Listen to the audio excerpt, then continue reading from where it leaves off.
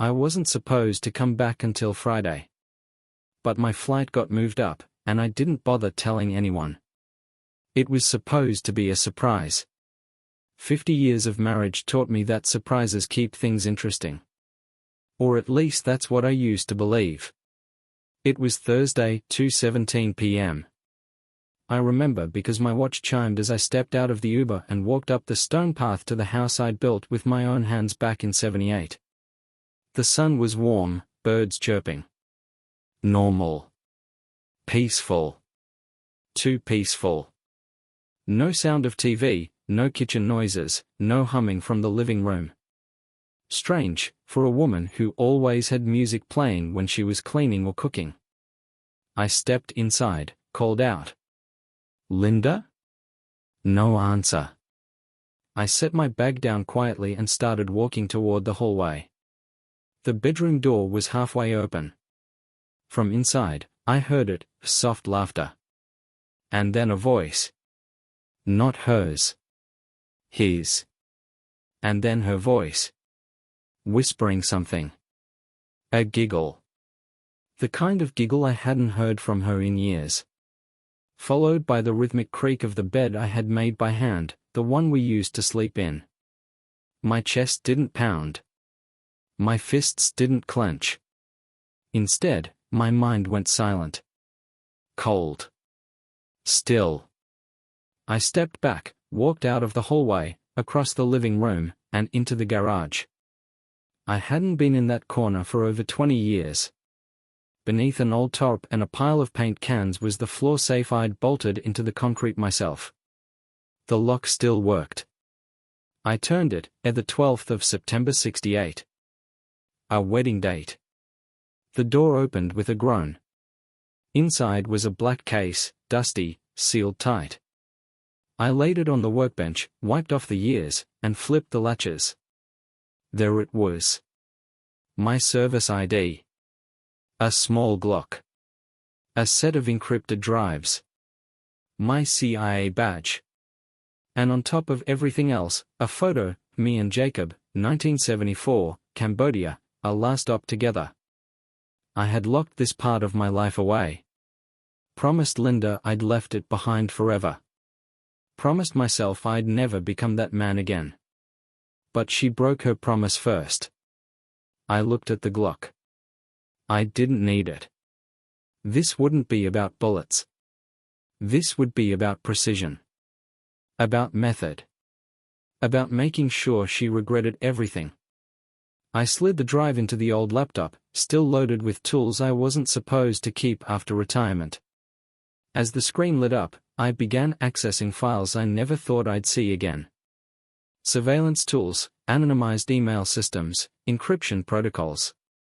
I wasn't going to confront her. Not yet. I wanted to know everything first.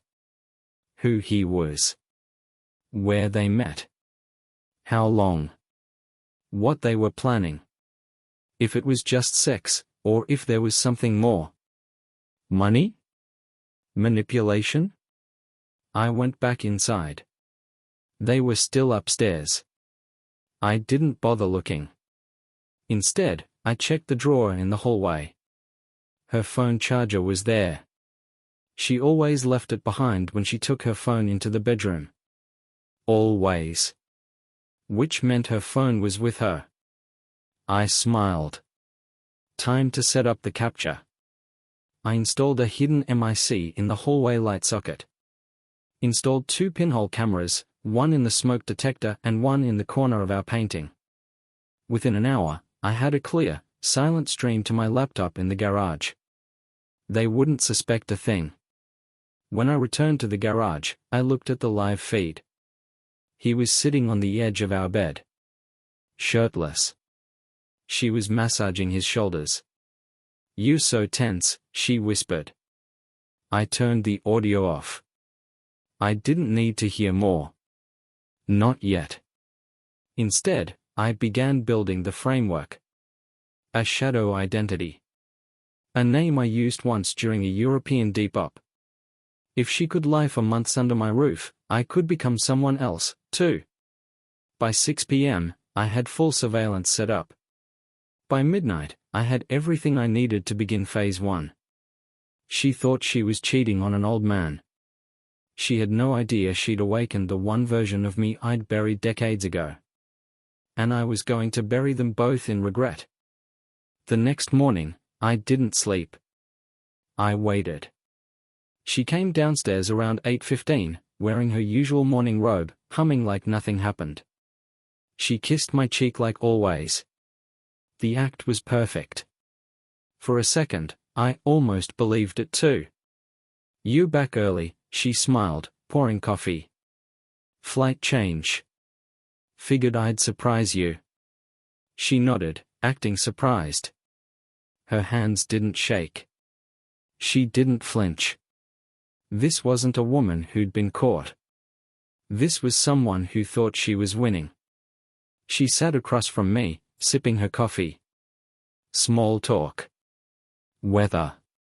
The neighbors. Her book club.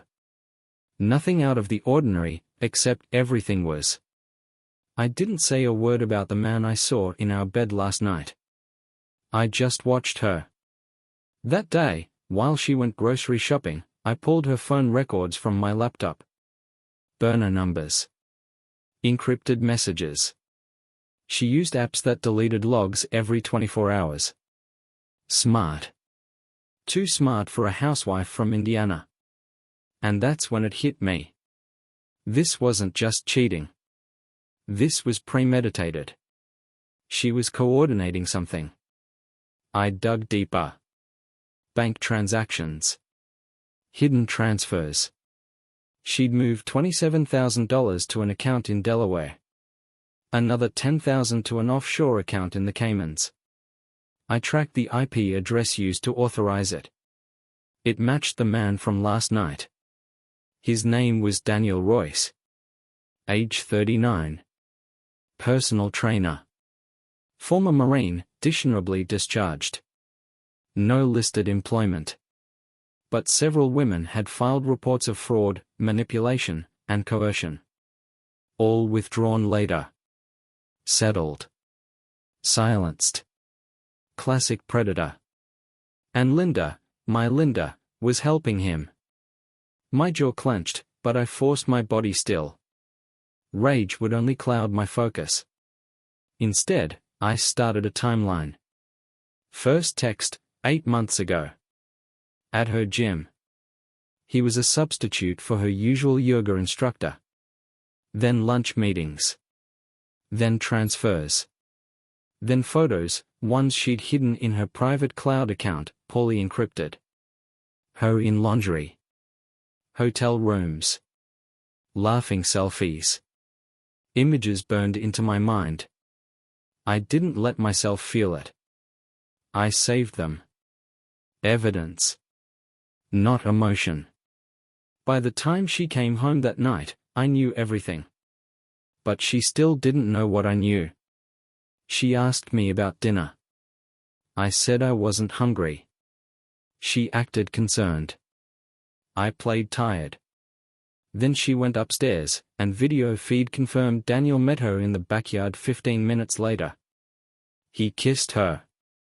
She smiled like a schoolgirl. They whispered. I watched every second.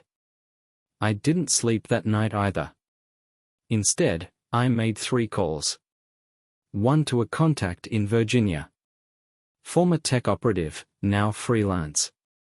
One to a man in Miami who owed me a favor. And one to a woman in Texas who used to build identities for ghosts like me. Within 24 hours, I had a clean new identity. Access to Daniel's personal emails. A deepfake video I could use for leverage. And control over the phone line he'd used to text her. I also found something unexpected. Daniel wasn't working alone. There was a third number, unregistered, communicating with both of them. And the tone, it wasn't romantic. It was financial. Details. Instructions. Dates. And references to me. I ran voice analysis on the few audio clips I found.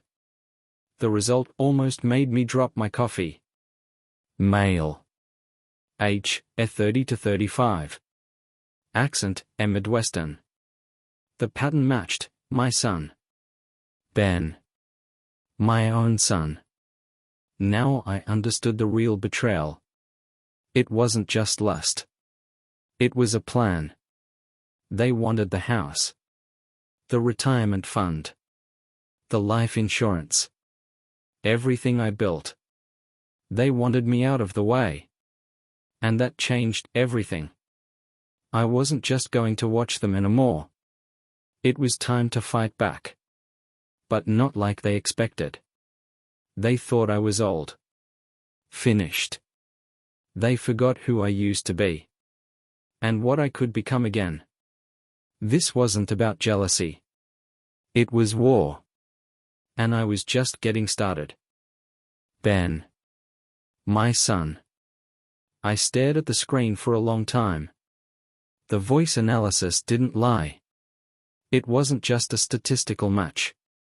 I knew the rhythm, the pauses, the dry little laugh at the end of a sentence. He had my habits. My patterns. He was my son, but he'd chosen to side with her. With him. I opened the call log again and started the sequence. First call was 7 months ago. Then 5 months ago, messages increased. Then weekly. Then daily. All during times he told me he was busy with work or helping friends move. I remembered our last Thanksgiving. Ben hadn't looked me in the eye once. Said he had to leave early. Now I knew why. They were plotting this together. And that made everything sharper. Deeper. This wasn't just betrayal. This was execution. They weren't cheating on me. They were removing me. I downloaded every file. Every message. Every bank transfer. I created backups and placed them in encrypted cloud storage. Then I printed out copies and mailed them to 3 safe addresses in case anything happened to me. That night, I went for a walk. Through the neighborhood I'd lived in for over 4 decades. The same cracked sidewalks. The same mailboxes. Same porch lights. But everything felt unfamiliar now. Like I'd slipped into someone else's life. My neighbors smiled and waved. I smiled back. None of them knew I was planning a war. Back at home, I prepared phase 2. I needed them divided. If Linda trusted Daniel, and Daniel trusted Ben, I'd break that chain link by link. First, I crafted an anonymous message for Daniel. I used a scrambled voice app, pre-programmed with slight distortions to sound vaguely familiar, like someone he'd met once but couldn't place. The message was simple. She's lying to you. She's keeping the money. Ask her about the Delaware account. I scheduled it to send the next morning. Then I crafted a similar one for Linda. He's not who he says he is. Look into his past. Search for Daniel Royce, Miami, 2013. He's hiding everything. That incident in Miami was public for 2 weeks before it was buried. A woman. Injuries. Settlement. I made sure it would resurface. Then I set up an alert system. If either of them searched online or called certain numbers, I'd know. I wanted to watch them crack. The next day, Daniel texted her 5 times in a row. First light. Then more aggressive. He called twice. She declined both. By noon, she'd accessed her private search engine, the one she used for sensitive things. She searched exactly what I planted. Daniel Royce, Miami, 2013. She clicked on the link. Stayed on the article for 3 minutes. Then deleted her history. I smiled. By nightfall, the security feed showed a heated argument in the backyard. He was yelling. She was crying. He pointed at his phone. She slapped it out of his hand. I turned up the volume just in time to hear her scream, "You think I'm stealing from you? I trusted you." And then he shouted back, "You never told me about the Delaware account, Linda." I muted the feed again. That was enough. Seeds of doubt. Planted. Watered. Blooming. Now I needed to deal with Ben. He had the most to lose, and the least idea what I was still capable of. I called an old friend from my agency days. Marcus. A forensic accountant turned cyber investigator. He owed me. Once, in Mexico, I pulled him out of a situation that would have buried him. Now it was time to collect. I gave him Ben's info. Email, phone, financials. Marcus said, "Give me 48 hours. I said, "You've got 24. While Marcus did his work, I paid a visit to my lawyer. Yes, I had a will. Yes, Linda was in it.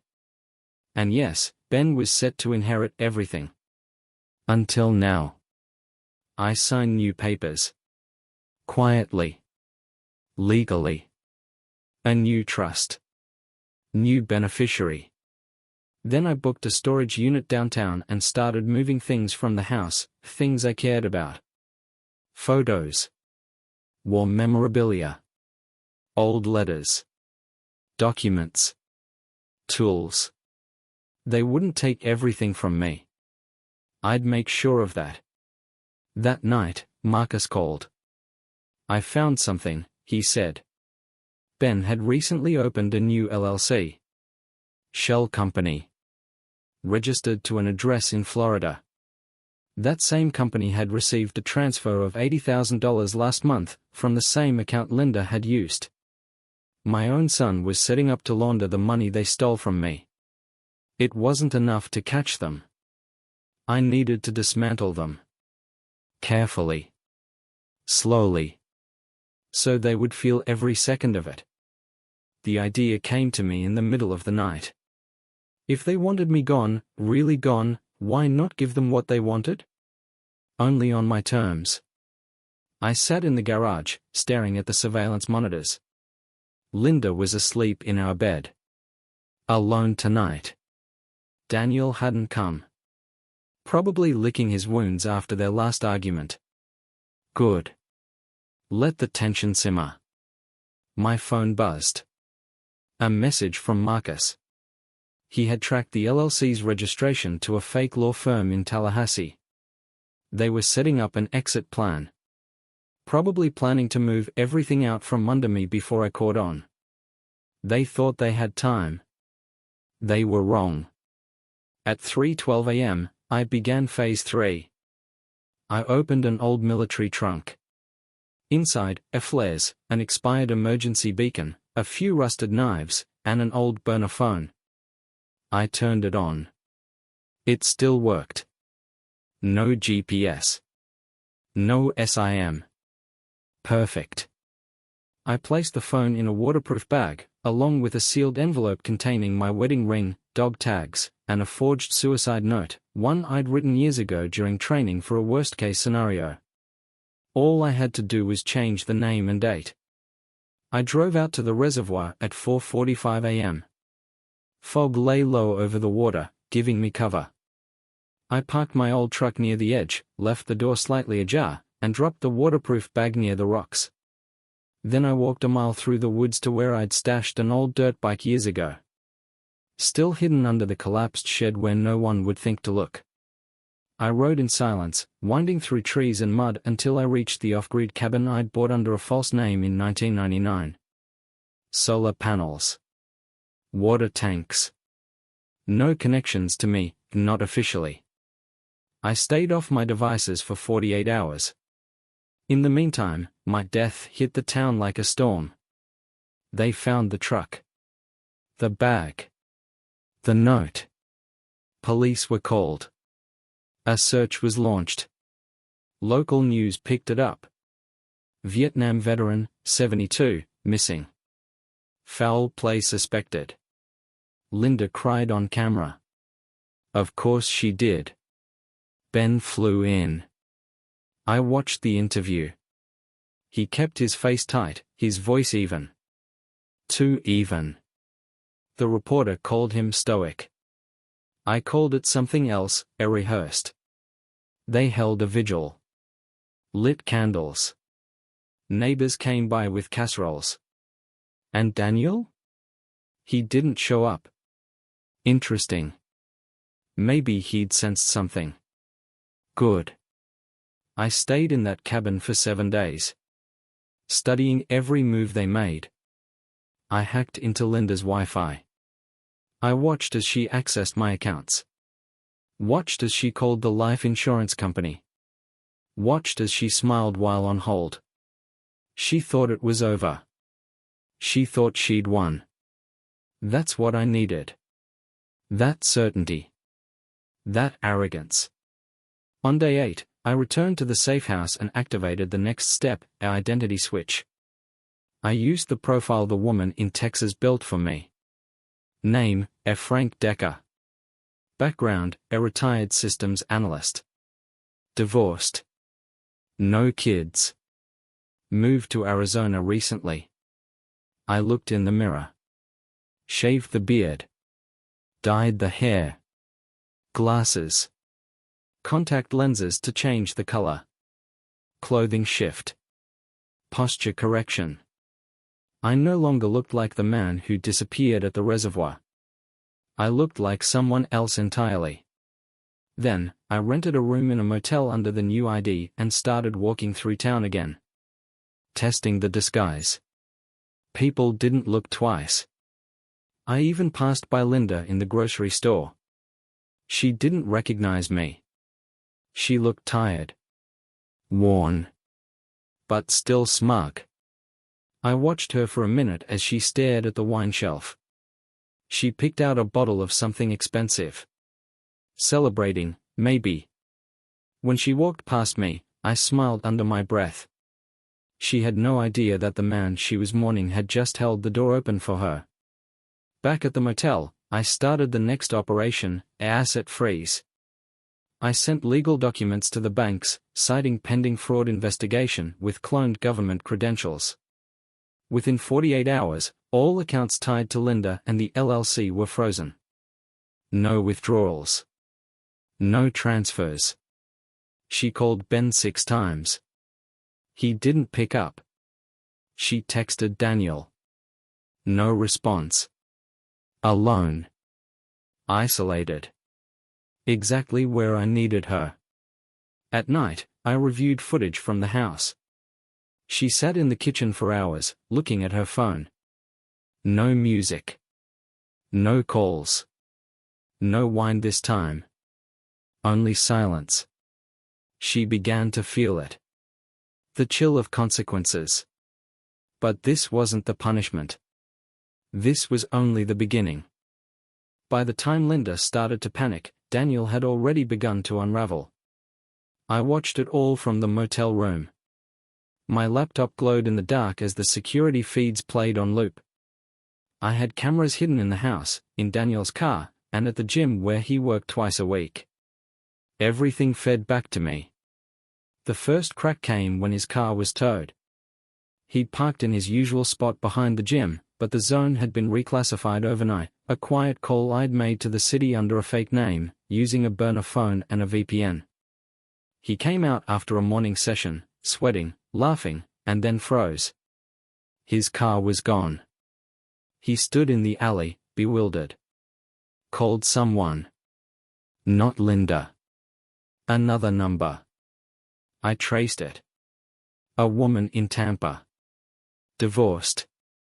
Bank account drained 3 months ago. Her voice was shaky on the call.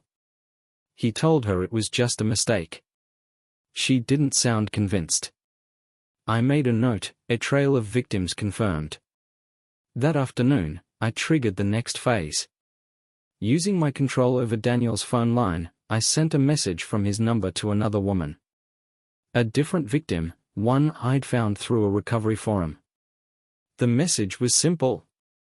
I still have your pictures. I hope your husband never sees them. I knew it would set off a chain reaction. She'd call her lawyer. He'd get served. Exactly what happened. The next day, I watched Daniel get approached in the gym parking lot by a man in a suit. Hands him papers. Daniel goes pale. Shouts. Tries to argue. But the man walks off. Service complete. I zoomed in on Daniel's face. Sweat. Panic. Not from a workout. Later that night, Linda confronted him. She'd been trying to reach him all day. When he finally came over, she was drunk, angry, paranoid.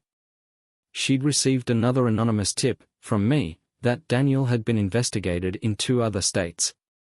She didn't know who to believe anymore. He screamed at her in the driveway. Called her stupid. Called her useless. Neighbors turned on lights. One opened a window and yelled to keep it down.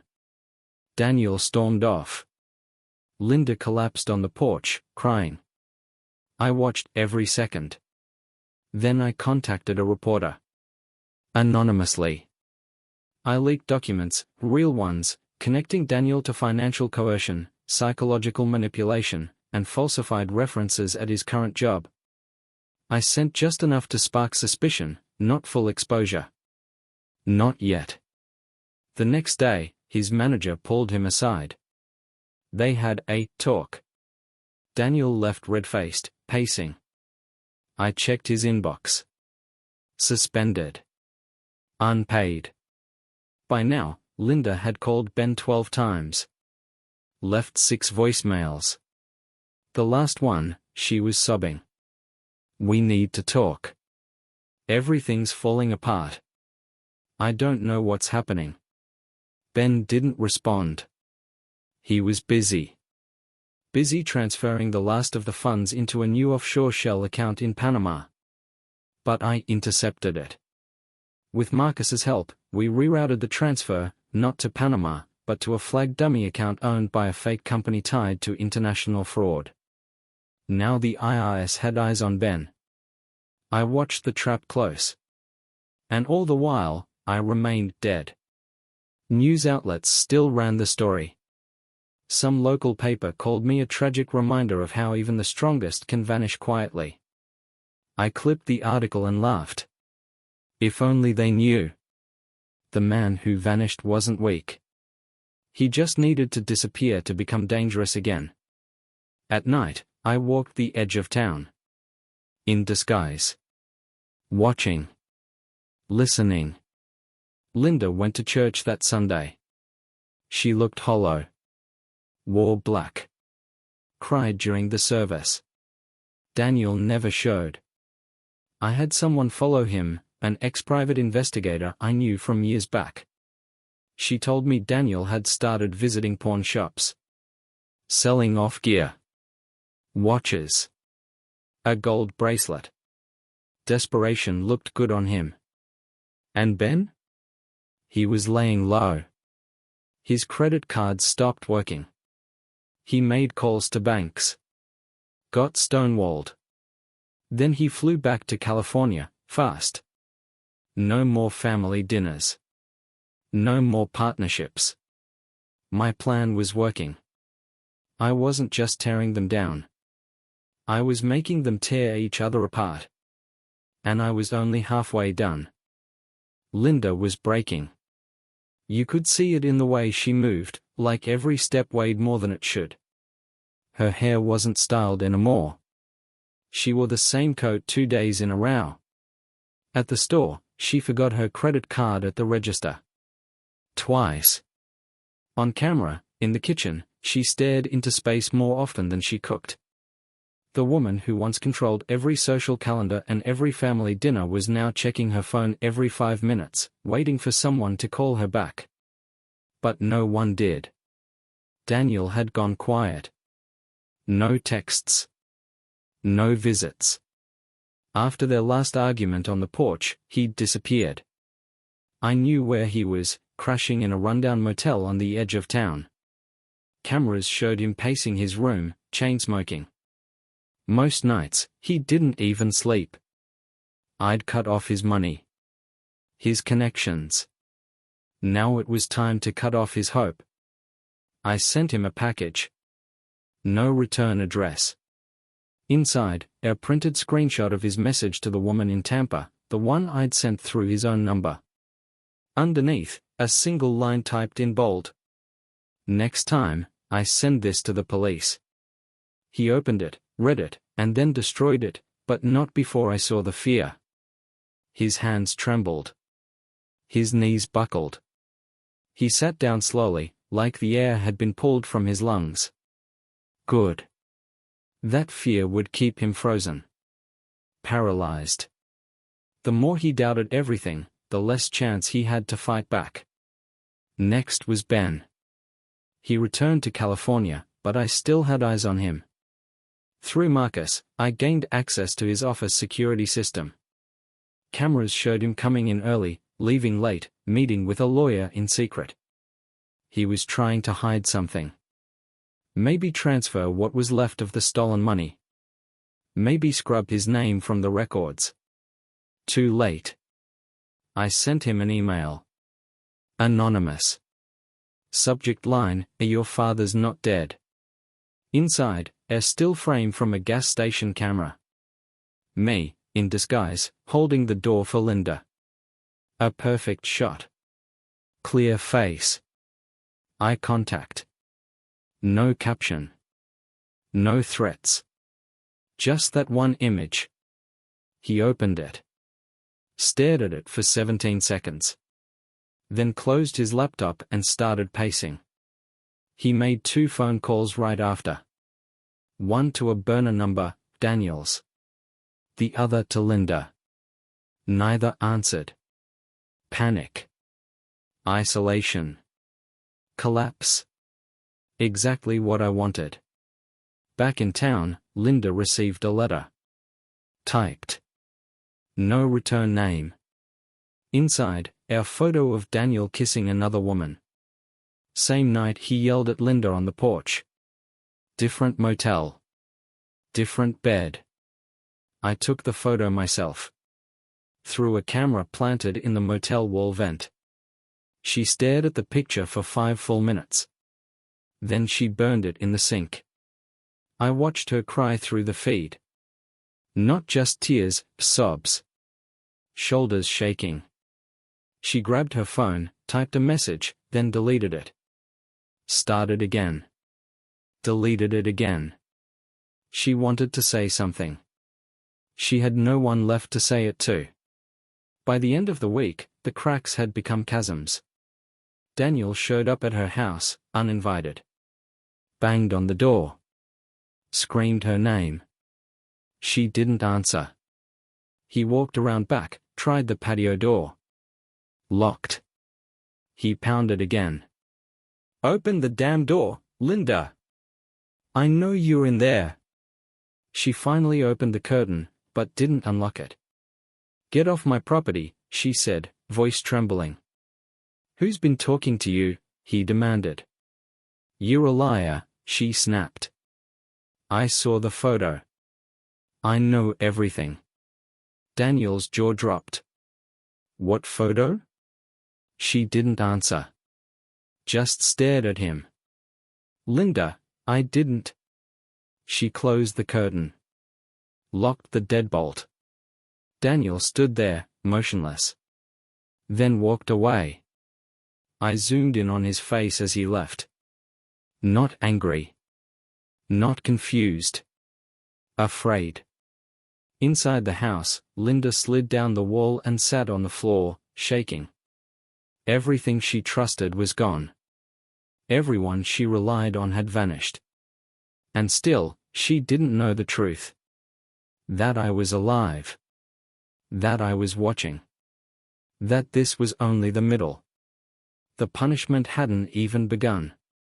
By now, they were hanging by threads. Linda had withdrawn from the world completely. She no longer went to her book club, stopped attending church, and hadn't been seen at the gym in over 2 weeks. Her grocery deliveries were left at the door. When the driver knocked, she waited until he was gone. She was alone. Just like she made me feel. But loneliness wasn't the punishment. It was only the environment where the real pain could grow. Now came the financial purge. First, I contacted the State Fraud Division, anonymously, through a dummy legal firm I had created years ago. I submitted a report detailing suspicious money transfers involving Daniel Royce and Linda, with evidence attached, shell companies, hidden bank accounts, forged documents. All technically verifiable. All completely traceable. Within 72 hours, the department had flagged Linda's financial activity for investigation. I didn't need to press further. Bureaucracy would do the rest. Next came the property. A house, my house, was still legally in both our names. But she had tried to quietly refinance it, to take out equity using forged signatures and fake authorizations. I intercepted the paperwork with help from Marcus and submitted counterclaims to the bank through my identity as Frank Decker. I claimed fraudulent activity and presented documentation of her attempts to remove me posthumously. The bank responded fast. They froze the refinancing process, halted all transactions, and opened an internal review. Linda received a letter she didn't expect. On camera, she sat at the kitchen table, staring at it for a long time. She picked up her phone, started to call Ben, then stopped. He wouldn't answer. Ben was in deeper trouble now. Marcus had forwarded the Panama account trail to the IRS, disguised as a leak from a whistleblower. It included Ben's signature on falsified corporate documents. It triggered a red flag in the IRS system. They froze his assets within a week. His company card declined at a restaurant. His assistant called him twice about missing payroll. His business partner sent a furious email, threatening litigation. The foundation he'd built, on my stolen savings, was cracking. Daniel, meanwhile, had vanished from the motel. At first, I thought he'd run. But then I found him. Living out of his car, parked behind an abandoned gas station on Route 6. He looked 20 years older. Hair unwashed. Clothes wrinkled. His gym bag was torn open, contents scattered. I watched him through drone feed as he sat in the driver's seat, drinking from a paper bag. He was finished. And still, none of them knew I was alive. Back in town, I took my next step. I visited the county courthouse in full disguise, using my Frank Decker identity. I filed paperwork to initiate a formal separation of marital assets, something that would stall any attempt by Linda to sell or transfer anything without my notarized consent. I checked the list of filings a week later. She hadn't responded. Which meant she didn't know. And that was the point. She didn't know anything anymore. Not what was happening. Not who was doing it. And not why it all started falling apart the moment I died. The isolation worked. The financial collapse worked. Now I just needed one final blow, public, undeniable, and permanent. I began planning it carefully. I'd make it poetic. I'd make it timed to perfection. I'd waited long enough. It was time she saw my face again. Not in a photo. Not in a dream. In reality. In front of everyone. The ghost she thought she buried was coming back. And he was bringing hell with him. I chose the anniversary. Not our wedding anniversary, that meant nothing to me anymore. I chose the date of my enlistment. June 14th.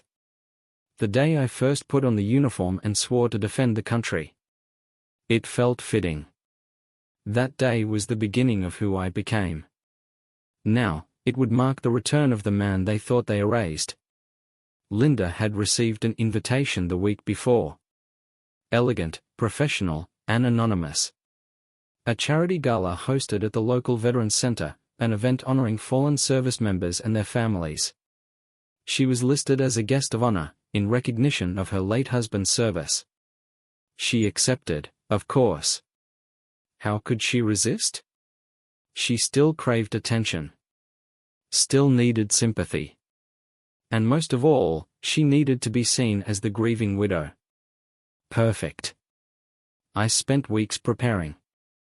The gala would be televised on local news, covered by the press, and attended by dozens of mutual acquaintances, neighbors, family friends, old colleagues. I arranged the program myself, under the alias of a retired colonel. I created the guest list, the seating chart, the speaking order. I arranged everything. Because I wanted it to be perfect. That night, Linda arrived wearing black. Elegant. Understated. She brought no date. No family. Ben hadn't spoken to her in weeks. Daniel was gone. She walked through the lobby with practiced grace, shaking hands, offering that same quiet smile that had once fooled me. People offered condolences. She nodded, graciously. I watched it all from behind the curtain.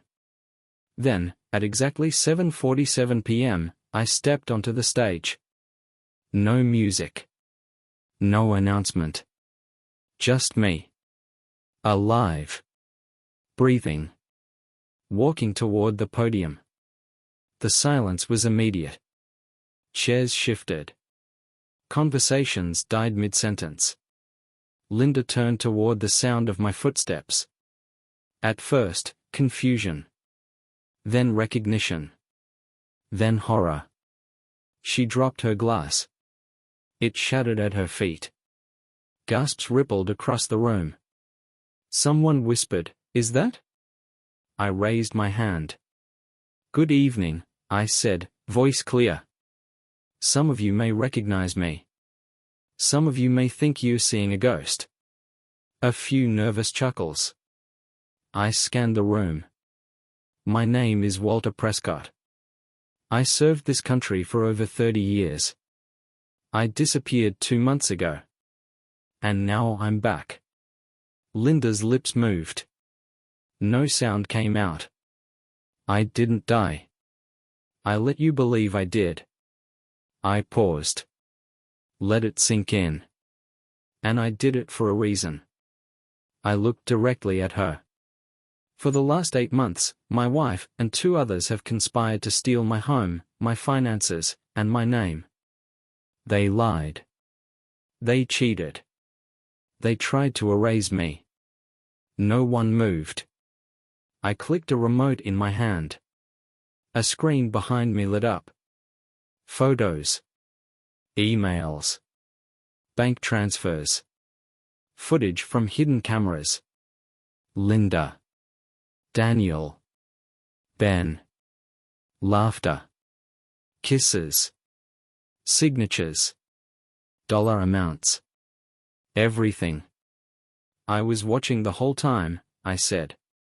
"Every moment. Every lie. Every betrayal." The room fell into stunned silence. Someone stood up. A man from my church group. "Walter, this can't be real." "It is." I stepped down from the stage and walked slowly across the room, toward her. Linda didn't move. "Why?" I asked quietly, stopping just in front of her. "Why, after 50 years?" She didn't answer. Her hands trembled. "Was I that easy to forget?" I asked. "Was he worth it?" Tears welled in her eyes. But she said nothing. I turned to the crowd. "I'm not asking for sympathy," I said. "I don't need revenge." Then I paused.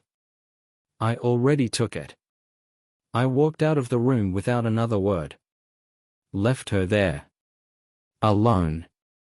Surrounded by people who now saw her for who she really was. Not a widow. Not a victim. Just a liar. And as I stepped into the night, I felt something I hadn't felt in months. Peace. But the story wasn't over yet. Not for them. Their consequences were only beginning. The fallout was immediate. The gala ended in chaos. Some people walked out. Others lingered, watching Linda like she was a ghost. A few tried to approach me, asked questions, but I was already gone.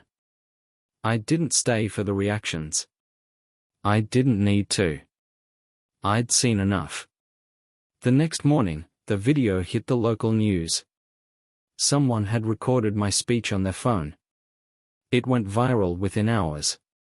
Veteran returns from the dead to expose wife's betrayal. The headline ran on every platform from YouTube to Facebook. Local radio hosts debated the ethics. Comment sections exploded. And Linda? She didn't leave the house for 3 days. Reporters parked outside her driveway. Neighbors watched from their porches. Packages stopped being delivered.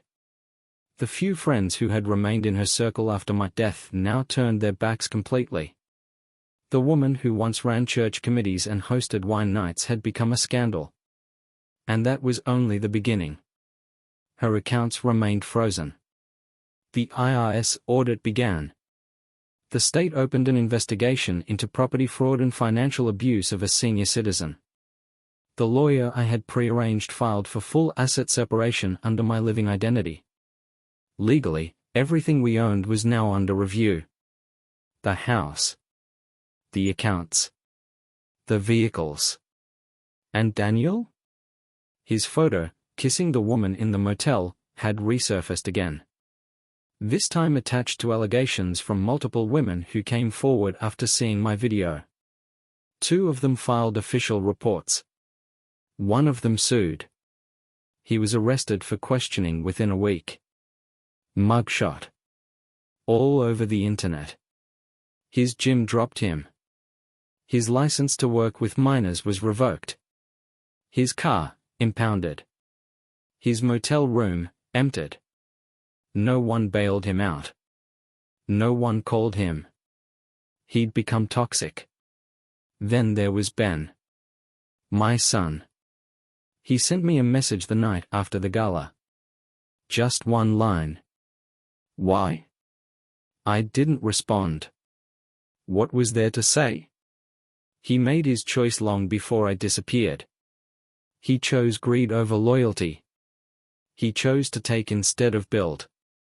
He chose to help bury me instead of protect me. Let him sit with that. His firm dropped him after the IRS confirmed an investigation. His name was removed from their website. His assets remained under review, frozen, inaccessible. His new house in San Diego? Listed for sale the next week. I watched it all from a quiet cabin just outside of town. Every night, I'd sit by the fire, sipping coffee, watching the news cycle eat them alive. Talking heads argued over what I did, some called it cruel, others brilliant. But no one could deny this. Justice had been served. Not through courtrooms. Not through violence. But through precision. I hadn't lifted a hand. I hadn't broken a law. All I did was shine a light on the truth. And the truth did what truth always does. It destroyed the liars. Linda was served with official eviction notice papers 3 days after Daniel's arrest. She ignored the first 2. But when the county deputy came with the 3rd, she finally opened the door. She didn't argue. She didn't cry. She just nodded. A week later, the house was empty. All her belongings fit into 2 trucks. I didn't go back to it. That house wasn't mine anymore. It was a ruin. A museum of betrayal. I let it go. I watched from a distance as she drove away, alone. No one waved goodbye. No one followed. No one cared. And for the first time in a long time, I didn't either. I never went back. Not to the house. Not to the street. Not to the town where everyone used to know my name. There was no reason. No draw. No pain left to revisit. What needed to be said had been said. What needed to be seen had been seen. and what needed to be lost was lost. Instead, I moved south. Florida.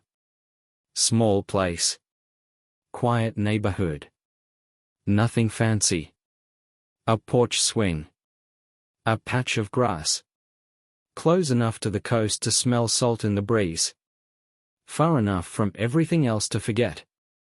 I live simply now. Morning coffee with the sunrise. Long walks before the world wakes up. I speak to neighbors, briefly, politely. They don't know me. They know Frank, the retired systems analyst from Ohio. No history. No complications. No shadows. That's how I like it. Some nights, I sit outside and think about how close it all came. To being permanent. To never coming back. If I hadn't trusted my instincts. If I hadn't opened that safe. If I'd just believed the surface of what they wanted me to see. I would have died in that house. Not literally. But slowly. Eaten alive by their lies, their greed, their smiles.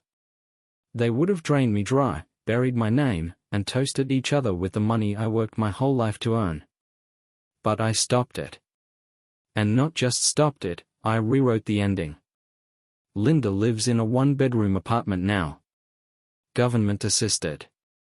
Her name appears in online forums, stories told in hushed tones, shared among women who whisper about betrayal, manipulation, and downfall.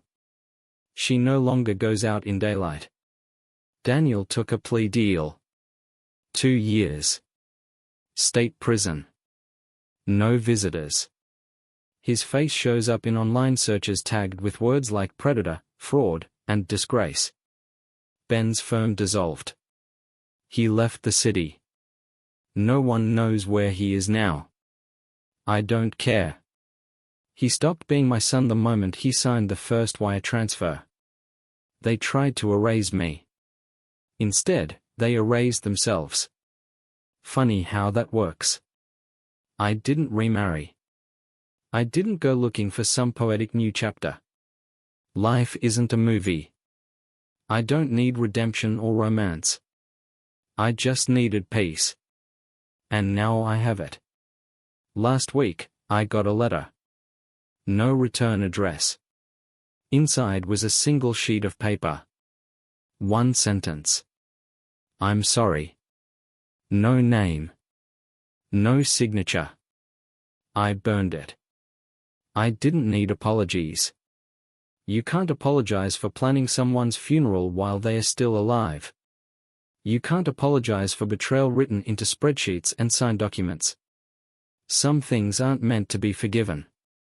They're meant to be remembered. Not with pain. Not with bitterness. But with clarity. So you never let them happen again. This morning, I sat by the water and watched the sun rise.